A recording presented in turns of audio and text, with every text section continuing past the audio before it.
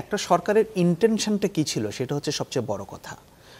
শেখ হাসিনা যখন প্রধানমন্ত্রী ছিলেন তিনি প্রেস কনফারেন্সে উনি হেসে বলছেন আমার পিয়ন 400 কোটি টাকার মালিক। মনে হচ্ছে এটা ছেলে খেলা, এটা হাসির কথা। একজন পুলিশের দুর্নীতিগ্রস্ত চরম মানবাধিকার লঙ্ঘনের দায়ে অভিযুক্ত একজন আইজিপি মানে কি পরিমাণ সম্পদ বানালো বেনজির আহমেদ, দেশ থেকে চলে গেল এবং তাকে চলে যাওয়ার জন্য অ্যালাউ করা হলো এবং সেগুলো তারা সদর্পে বলে বেরিয়েছে যে ঠিক আছে চলে গেছে, যেন এটা কোনো ব্যাপার না, এটা এই দেশের মানুষের কোনো সম্পদ না। সুতরাং এই পরিবারের দুর্নীতির কাহিনী একেবারে নতুন না এবং তাদের ইন্টেনশন এবং তারা যে দুর্নীতিকে থামানোর জন্য বা একটু রাশ টেনে ধরার জন্য কোনো চেষ্টা করে নাই, এটা হচ্ছে তার প্রমাণ।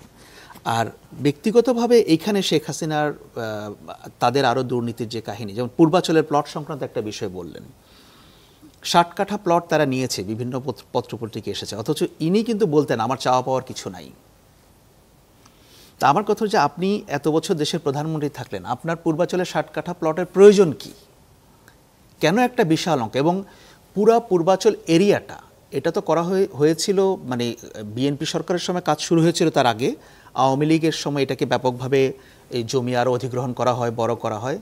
এই পূর্বাচলের প্লটগুলো ছিল তার হর্স ট্রেডিং, পলিটিক্যাল গেইনের জন্য তারা এটা ব্যবহার করতেন। শেখ হাসিনার মনে হতো অমুকে একটা 10 কাঠার প্লট দিয়ে দাও, আর এফএন শুভ বঙ্গবন্ধু মুজিব চরিত্র অভিনয় করেছে, দিয়ে দাও একটা।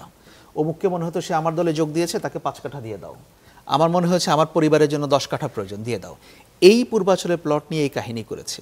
যতটুকু পত্রিকা এসছে এটা কিন্তু খুবই সামান্য পরিমাণ। আপনি পূর্বাচলে যান, রাজুকে যান, খবর নেন যে কিভাবে এই প্লট দিয়ে মানুষকে খুশি করা হয়েছে, এগুলোকে ব্যবহার করেছে। আর শেখ রেহানা, আমি 1 মিনিট বলি, শেখ রেহানার প্রসঙ্গ এখানে এসছে, যে পত্রিকার রেফারেন্স দিলেন যে ব্যাংকিং সেক্টরে তিনি অঘোষিত এটাকে নিয়ন্ত্রণ করতেন।